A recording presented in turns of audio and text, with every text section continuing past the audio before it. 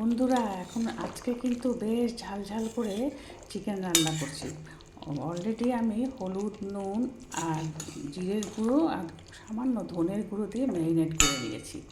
এইবার যেটা করব, এইবার আমি কি করব, এই যে গোটা মশলা দিয়েছি, এই যে গোটা মশলা দেখো, এখানে আমি একটু কড়াইতে নেড়ে নিয়েছি গোটা মশলা। আর গোটা মশলাটার মধ্যে আছে ধনে আছে, আর আছে এলাচ আছে, লং আছে, গোলমরিচ আছে। বলেছি না ঝাল ঝাল করে করব, তবে লং কিন্তু বেশি নেই, দুটো লং আছে, লং বেশি দেওয়া যাবে না, লংয়ে প্রচণ্ড ঝাঁঝ হয়। এখানে সব দোকান হয়ে আছে, এগুলো সব পরে পরিষ্কার হবে।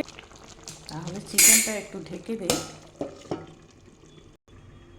এদিকে ভাত মোটামুটি হয়ে এসছে। এবার দিয়ে দিচ্ছি পেঁয়াজ কুচি।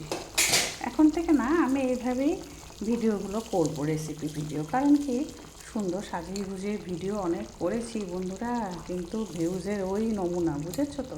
কাজেই এখন থেকে ভাবছি যা এইভাবেই ভিডিও করে দিয়ে দিই, কারণ কেউ তো দেখতেই চায় না রেসিপি। বলো, দিয়ে দিচ্ছি আদা কুচি। এইভাবে চিকেনটা রান্না করলে কিন্তু খুব দারুণ স্বাদ হয়। এবার একটু ভালো করে মিশিয়ে নিচ্ছি। কারণ এক হাতে ক্যামেরা ধরে করছি, একটু তো অসুবিধা হয়, কিন্তু এভাবেই এখন থেকে ভিডিও করব ভাবছি মনে মনে। অনেক করেছি, সুন্দর সুন্দর করে আমার চ্যানেলে আপলোড করা আছে অনেক রেসিপি, কিন্তু ওই তো ভিউজের ওই একই অবস্থা। হ্যাঁ, তার থেকে বাবা এরকম করেই দেই। এবার একটু লিডটা লাগিয়ে দিচ্ছি, যাতে পেঁয়াজগুলো নরম হয়ে যাবে। এবার একখানা টমেটোকে টুকরো করে কেটে নিয়েছি, আর রসুন একসাথে পেস্ট করে নিচ্ছি। এবার দিয়ে দিচ্ছি টমেটো আর রসুন পেস্ট।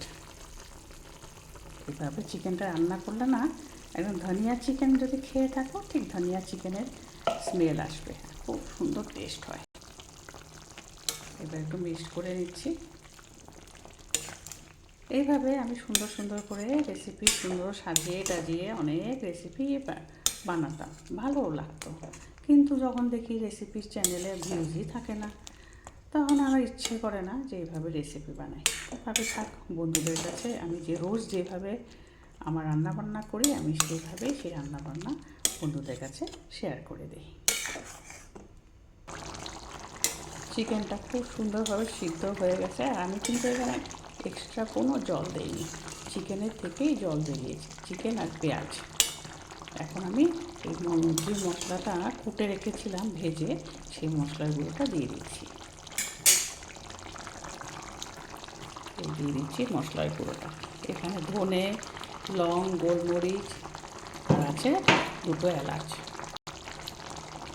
এখন তো ছোটো করতে করতে ভিডিও 2.5 মিনিট 3 মিনিটের ভিডিও হয়ে গেছে, তাও যদি বন্ধুরা না দেখে, তখন কি ইচ্ছে করে বলো ভিডিও দিতে?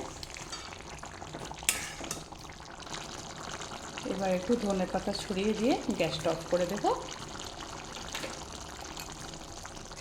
একদম রেডি হয়ে গেল আমার ধনে চিকেন। আলাদা করে আর আমি সার্ভিং বাউলসে উঠালাম না। তো কেমন লেগেছে আজকে আমার ধনে চিকেন, আমাকে একটু জানাবে। আর যদি ভালো লাগে সম্পূর্ণ ভিডিওটা দেখো, তাহলে বুঝতে পারবে আমি ছোটোর মধ্যে কিভাবে রান্না করেছি। কারণ একটা রেসিপি চ্যানেলে রান্নাবান্না দেখাতে সত্যিই খুব কষ্ট হয়, তারপরে যদি কোনো বন্ধুরা না দেখে, তখন মনে খুব দুঃখ হয়। তাই জন্য ডিসিশন নিয়েছি এইভাবেই আমি এখন থেকে ভিডিও দেব।